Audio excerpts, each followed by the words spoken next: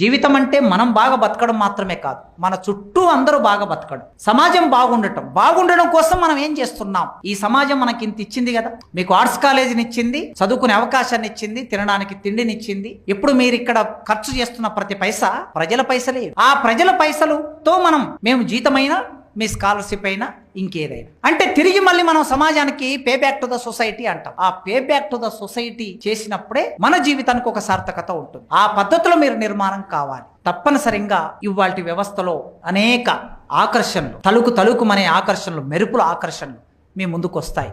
అది cell phone కావచ్చు, tab కావచ్చు, కంప్యూటర్ కావచ్చు, సినిమా కావచ్చు, రకరకాల పద్ధతుల్లో మెరుపులు. ఈ మెరుపులని ఎంత మేరకి మన జీవితంలోకి ఆహ్వానించాలనే విచక్షణ కూడా ఉండాలి. లేకపోతే కొట్టుకపోతాం, ఆ వరదలో కొట్టుకపోతాం. దేన్ని ఎంత జాగ్రత్తగా వాడాలి, ఎంత ఉపయోగంగా వాడాలి అనే విచక్షణని మీరు ప్రయోగించండి. లేకపోతే నష్టం జరుగుతుంది, మీకు నష్టం జరుగుతుంది. వ్యక్తిగతంగా మీకు నష్టం అంటే కుటుంబానికి నష్టం, కుటుంబం నష్టపోయిందంటే సమాజం నష్టం, దేశం నష్టం. మీ ఒక్కరి నష్టం కాదు.